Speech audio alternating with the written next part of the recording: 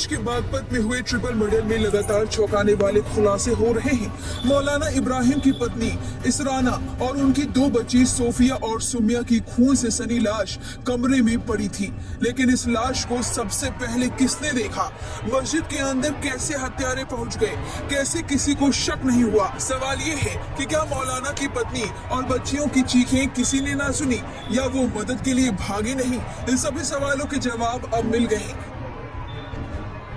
जिन्हें जानने के लिए शुरू से समझते हैं कि आखिर उस दिन हुआ क्या। दरअसल खबर बागपत के गांगनौली गांव की है, जहां हड़कंप मचा हुआ है। दरअसल इस गांव के एक मस्जिद के ऊपर मौलाना इब्राहिम का एक कमरे का घर था। मौलाना मस्जिद के अंदर बच्चों को नमाज पढ़ाते थे, साथ ही तालीम भी देते थे। ऐसा ही कुछ वारदात के दिन हुआ। सुबह 9 बजे मौलाना इब्राहिम बच्चों को तालीम दे रहे थे। किसी बात पर इब्राहिम ने 2 बच्चों की पिटाई कर दी और फिर उन्हें अफगानी विदेश मंत्री के स्वागत के लिए सहारनपुर के देवबंद जाना था, इसलिए बच्चों की पिटाई के बाद ही वो घर से तुरंत निकल पड़े। मौलाना को अंदाजा भी नहीं था कि जिसे वो बच्चा समझ रहे हैं वो शैतान बन जाएंगे। मौलाना इब्राहिम की मार दोनों नाबालिग छात्रों के शरीर से ज्यादा दिमाग पर घाव कर गया। दोनों के दिमाग पर बदले का भूत चढ़ गया। दोनों की उम्र 14 से 15 साल बताई जा रही है, लेकिन जुर्म किसी शातिर हत्यारों जैसा किया है। दोनों छात्र मस्जिद से निकल तो आए, लेकिन उनके दिमाग में बदले की प्लानिंग चल रही थी। दोनों मस्जिद से चले जाते हैं और इस सब के बीच क्या होता है वो बताते हैं। दरअसल मौलाना की पत्नी इसराना भी बच्चियों को तालीम देती थी और करीब 1 बजे बच्चियां मस्जिद आती हैं। मस्जिद में इसराना को ना पाकर ऊपर उनके कमरे में जाती हैं, जिसके बाद उन्होंने जो देखा, देखकर उनकी आंखें फटी की फटी रह गई। चारपाई पर इसराना का शव आधा नीचे लटका था और सर फटा हुआ था।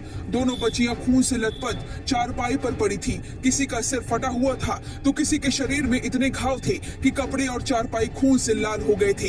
पूरा कमरा खून से सना हुआ था। बच्चियां अभी भी सदमे से निकल नहीं पाई हैं। आनन फानन में बच्चियां मस्जिद से निकली और परिवार वालों को पूरी बात बताई, जिसके बाद पूरा गांव इकट्ठा हो गया।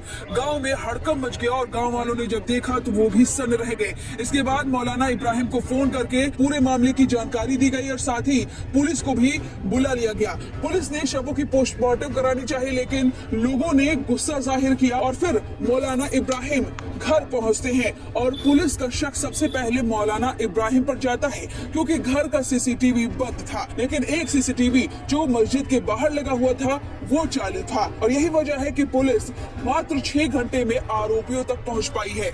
मस्जिद के गेट पर लगे सीसीटीवी और आसपास के सीसीटीवी को चेक किए गए। इसमें 2 छात्र मस्जिद के बाहर टहलते हुए दिखाई दिए, फिर 12:30 बजे मस्जिद के अंदर घुसते हुए नजर आए। यानी करीब 4 घंटे। 9 बजे ये बच्चे मार खाते हैं और 4 घंटे बाद वापस मस्जिद के अंदर घुसते हुए दिखाई देते हैं। और फिर इन्हीं बच्चों पर शक करके पुलिस ने इन्हें धर दबोचा और फिर शुरुआत में तो आनाकानी करते दिखे, बाद में इन्होंने पूरा जुर्म पुलिस के सामने कबूल लिया। पुलिस के सामने बच्चों ने बताया कि इन्होंने मारा था और इसी का बदला उन्होंने उनके परिवार को खत्म करके किया है। मतलब इन दोनों छात्रों ने कोई कसर नहीं छोड़ी। छुरा, हथौड़ी सबसे वार कर लिया कि कोई चांस ना बचे कि परिवार जिंदा रहे। और इसके बाद भी नाटक करते रहे। जब भीड़ जुटी तो ये भी फूट फूट कर रोने लगे, जिस पर शक ना हो। जी ये पूरा दावा किया जा रहा है और पुलिस ने फिर उसके बाद हिरासत में लिया और अब बताया जा रहा है कि यही मुजरिम है, यही हत्यारे हैं। फिलहाल अभी जांच चल रही है। देखना होगा कि आगे क्या कुछ खुलासा होता है। अब इस पूरी जानकारी पर आपकी जो भी राय है हमें कमेंट करके जरूर बताएं।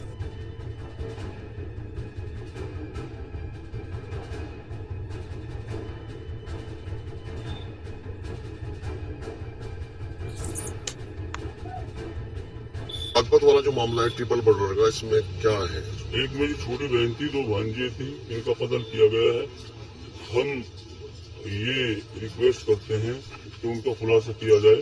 जिन 2 बच्चों को पेश किया जा रहा है, मैं ये समझता हूँ ऐसे छोटे बच्चे बगैर किसी और सहारे के अपने बलबूते पर एक काम अंजाम नहीं दे सकते। तो पुलिस की कार्रवाई से आप आधा संतुष्ट हैं? मैं बिल्कुल मुतमईन नहीं हूँ, क्योंकि पुलिस वो बच्चे कह रहे कि हमसे पीट कर कहलवा रहे और खुद मेरे सामने बच्चों की पिटाई करी है। जब वो इस बात को कह रहे हैं तो मैं कैसे मुतमईन हो जाऊंगा? मांग क्या है? मांग यह है कि मैं सीबीआई जांच चाहता हूँ और पानी का पानी और दूध का दूध निखर कर आए सामने। तो बच्चों को आपके सामने पीटा गया? मेरे सामने मारा है बच्चों को पुलिस ने? पुलिस ने अच्छा, मैंने तो जब कहा पुलिस से, आप क्या कर रहे हो, ये आप खुलासा थोड़ी है, ये बच्चे कैसे कर देंगे इतना बड़ा काम। पुलिस वाले गुस्से में आ गए, हमें बाहर निकाल दिए। आप उनके मृतक कौन लगते हैं? मैं भाई हूँ। दिनांक 11 अक्टूबर 2025 को थाना दोगट अंतर्गत ग्राम गांगनौली में सूचना मिली कि एक मस्जिद जिसके ऊपर एक कमरे पर मस्जिद के मुफ्ती साहब अपने पत्नी और 2 बच्चों के साथ रहते थे और मुफ्ती कहीं किसी काम से बाहर गए हुए थे, तो वहां पर उनकी पत्नी और दोनों बच्चों का शव मिला। इस घटना पर तत्काल थाना police, CO block, additional SP मेरे और स्वयं डीआईजी महोदय के द्वारा भी घटनास्थल का निरीक्षण किया गया और तत्काल घटना के सफल अनावरण के लिए 7 टीमें लगा दी गई। फील्ड यूनिट के द्वारा भी मौके से आवश्यक फिंगरप्रिंट्स और डीएनए साक्ष्य उठाए गए और लगातार जो 7 टीमें थी उन्होंने बड़े कम अवधि के अंदर वीडियोस को देख के 2 संदिग्धों को चिन्हित किया और जिनसे जब पूछताछ की गई तो ज्ञात हुआ कि ये दोनों बच्चे जो बाल अपचारी ये उसी मस्जिद के नीचे मौलवी से तालीम हासिल करते थे और मौलवी इनकी अक्सर पिटाई कर देता था, जिसके कारण क्षुब्ध होकर इन्होंने इस घटना की योजना बनाई और ये घटना कारित की। इन दोनों बाल अपचारियों के निशानदेही से घटना में प्रयुक्त हथौड़ा और छुरी बरामद हुआ है। जानकारी में ये आया कि कल यानी दिनांक 10 अक्टूबर को इनमें से एक बाल अपचारी के साथ मुफ्ती ने पिटाई की थी और जिसके कारण उसने अपने दूसरे साथी को साथ लेकर ये पूरी योजना बनाई और आज जब मुफ्ती किसी काम से बाहर गए हुए थे और उनका परिवार अपने कमरे में सो रहा था दोपहर 1 बजे के आसपास, तब इन्होंने इस घटना को अंजाम दिया और अंजाम देने के बाद वहां से वो फरार हो गए। बड़े ही कम अवधि में पूरी बागपत पुलिस की टीम, एसओजी सर्विलांस और तमाम 6 थानों की टीम ने इस पूरी घटना को वर्कआउट किया है और दोनों बाल अपचारियों को अपने कस्टडी में लिया है। थाना दोगट पर वादी की तहरीर पर अभियोग पंजीकृत करके आवश्यक